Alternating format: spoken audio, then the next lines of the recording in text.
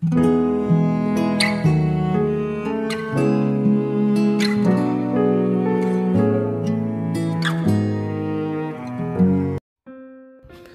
saudara kasih Tuhan Yesus, selamat pagi dan salam sejahtera bagi saudara semua. Saya menyapa bagi saudara yang ada di Indonesia dari Sabang sampai Merauke, baik yang di kota maupun yang di desa, dan saudara di Malaysia, di Sabah, di Sarawak, di Kuala Lumpur. Senang sekali kembali menjumpai saudara pada saat pagi ini. Kiranya damai sejahtera dan sukacita daripada Roh Kudus nantiasa melimpah dalam hati dan kehidupan saudara semuanya. Dan kiranya saudara semua dalam keadaan sehat selalu, puji Tuhan. Selamat datang kembali di Pokok Anggur bersama saya Yosia Krispianto. Mari saudaraku, sebelum kita bersama-sama merenungkan firman Tuhan, mari kita bersatu dalam doa. Bapa di surga, Bapa yang baik, yang penuh dengan kasih karunia, Bapa yang kami puji, permuliakan di dalam nama Tuhan Yesus Kristus, kami mengucap syukur oleh karena pertolongan dan penyertaan Tuhan di sepanjang malam, di dalam istirahat kami, sehingga kami boleh melewati malam hari ini dengan penjagaan dan perlindungan Tuhan. Itu semua karena berkat pertolongan Tuhan. Dan pada saat pagi ini kami kembali rindu untuk merenungkan firman-Mu ya Tuhan. Berbicaralah kepada setiap kami saat ini, urapi kami, jamah setiap hati kami, sehingga kami dapat mengerti dan memahami maksud firman Tuhan. Terima kasih Tuhan, kami siap merenungkan firman-Mu hanya di dalam nama Tuhan Yesus Kristus kami berdoa. Amin. Baik, saudara yang kasih Tuhan Yesus, pembacaan firman Tuhan pada saat pagi hari ini terambil dari Matius 13 ayat yang ke-46. Demikian bunyi firman Tuhan. Setelah ditemukannya mutiara yang sangat berharga, ia pun pergi menjual seluruh miliknya, lalu membeli mutiara itu. Saudara yang kasih Tuhan Yesus, setiap orang pasti memiliki tujuan yang hendak dicapai dalam hidupnya masing-masing. Ada yang ingin menjadi kaya atau hidup berkecukupan, berhasil dalam studi, memiliki usaha atau bisnis yang lancar, atau menempati jabatan atau posisi yang strategis di sebuah instansi, pemerintah maupun swasta, dan masih banyak lagi. Untuk mencapai tujuan itu, banyakkan orang berjuang dan berusaha sedemikian rupa karena tahu bahwa hasil yang akan diperoleh ditentukan oleh usaha dan kerja keras yang dilakukan.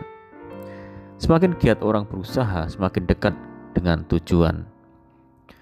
Sibuk mengejar perkara-perkara jasmani atau duniawi adalah sah-sah saja saudara, asalkan kita tidak melupakan perkara-perkara rohani yang tentunya jauh lebih berharga dan mulia.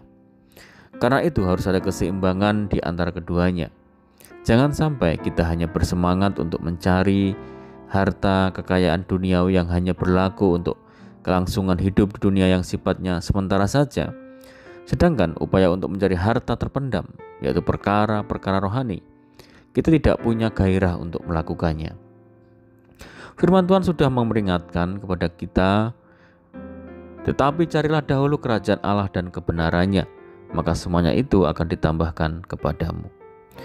Kerajaan Allah dan kebenarannya merupakan harta yang tak ternilai harganya, yang patut diingini melebihi segala sesuatu yang ada di dunia ini.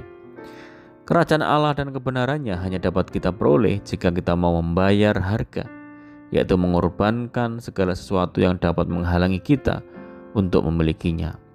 Sepertinya dalam perumpamaan ayat nas di atas dikatakan, oleh sebab sukacitanya pergilah ia menjual seluruh miliknya lalu membeli ladang itu. Saudara, kata menjual seluruh miliknya berarti mengalihkan perhatian dengan segenap hati dari segala perkara yang lain, fokus dan memusatkan seluruh hidup kepada perkara yang di atas, di mana Kristus ada. Saudara kasih Tuhan Yesus, apa yang menjadi fokus hidup saudara saat ini? Harta yang terpendam atau mutiara yang berharga, atau hal kerajaan Allah dan kebenarannya? Adalah berbicara tentang takut akan Tuhan dan hikmat dari Tuhan untuk mengenal Dia lebih lagi. Untuk memperoleh harta kekayaan yang sifatnya fana, kita rela bekerja, membanting tulang siang dan malam. Demikian juga seharusnya kita lakukan untuk memperoleh harta rohani yang jauh lebih bernilai dan berharga daripada harta yang ada di dunia ini. Karena itu, carilah Tuhan dan kekuatannya, carilah wajahnya selalu. Selagi kita masih sehat dan keadaan baik-baik saja, jangan pernah kita menyia-nyiakan waktu dan kesempatan yang ada, saudara. Sebagaimana kedisiplinan dibutuhkan dalam menunjang keberhasilan untuk mendapatkan hal-hal duniawi, maka kedisiplinan juga berlaku untuk perkara-perkara rohani. Saudara, lambang kerajaan surga dan kebenarannya seperti harta yang terpendam, bermakna bahwa tidak semua orang menyadari akan keberadaan kerajaan surga tersebut. Hanya orang yang mau berusaha, mau menggali atau mau mencari tahulah yang menyadari keberadaannya. Orang ini digambarkan akan menjual segala miliknya, yaitu harta benda duniawinya yang dianggapnya tidak lagi berharga atau tidak sepadan nilainya bila dibanding dengan harta rohani yang baru ditemukannya. Orang-orang yang berjerih lelah mencari perkara-perkara rohani atau mengutamakan kerajaan Allah dan kebenarannya akan mendapatkan berkat yang jauh lebih besar dibandingkan dengan mereka yang tidak sungguh-sungguh atau lalai melakukannya. Sebab di dalam tiap jerih payah pasti ada keuntungan. Karena itu saudaraku, bangunlah kedisiplinan untuk mencari Tuhan dan membangun persekutuan dengannya. Sebab kamu tahu bahwa dalam persekutuan dengan Tuhan, jerih payah kita tidak pernah sia-sia. Puji Tuhan. Saudaraku, harta rohani yang terpendam juga harus dicari dengan penuh ketekunan, karena tidak ada istilah instan dalam Tuhan. Banyak orang awalnya begitu bersemangat mengejar harta rohani, tetapi lama-kelamaan semangatnya menjadi pudar dan akhirnya tidak lagi bersungguh-sungguh. Hal itu artinya mereka tidak bertekun. Oleh sebab itu saudaraku, mari kita pagi ini kita tekadkan hati kita untuk terus berkomitmen untuk mencari Tuhan dan seluruh kebenarannya, sebab itulah harta rohani, harta yang tidak ternilai, harta yang menjadi milik kita, orang-orang yang setia dan takut akan Tuhan. Amin, puji Tuhan. Mari kita berdoa. Bapa di surga, Bapa di dalam nama Tuhan Yesus Kristus, kami berterima kasih mengucap syukur buat firman Tuhan pada saat pagi yang indah ini. Tuhan mengingatkan kepada setiap kami untuk kami boleh mencari harta yang tak ternilai, harta rohani yang Tuhan sudah sediakan bagi setiap kami.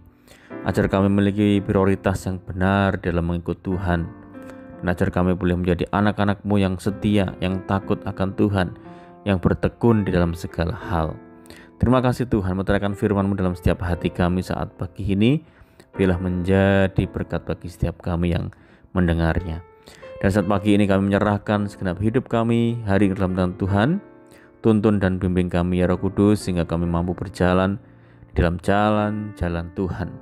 Sertai kami dimanapun kami berada. Berkati rumah tangga kami, keluarga kami, pekerjaan kami, usaha kami, pendidikan kami. Pimpin kami ya Tuhan, sehingga kami terhindar dari segala mara bahaya. Dan biarlah kehendak Tuhan yang jadi atas hidup kami. Berikan kami hati yang tenang, damai, dan dipenuhi dengan sukacita. Dan kami serahkan hidup kami hari ini ke dalam tangan Tuhan Yesus, Tuhan yang turut bekerja bagi setiap kami. Kami berdoa buat saudara kami yang terbaring sakit saat ini, Tuhan sembuhkan, Tuhan jamah di dalam nama Tuhan Yesus. Yang menderita, Tuhan berikan kekuatan, yang berputus asa, Tuhan berikan jalan keluar. Berdoa bagi kesejahteraan desa kami, kota kami, daerah kami, negeri kami Indonesia, Tuhan yang memberkati. Terima kasih Tuhan, ini doa kami hanya di dalam nama Tuhan Yesus Kristus kami berdoa. Amin. Puji Tuhan, saudara yang kasih Tuhan Yesus, kita sudah mendengarkan firman Tuhan. Saya percaya saudara semua diberkati, tetap bersukacita dalam Tuhan. Sampai jumpa di renungan berikutnya. Saya ucapkan selamat pagi, Tuhan Yesus memberkati. Haleluya.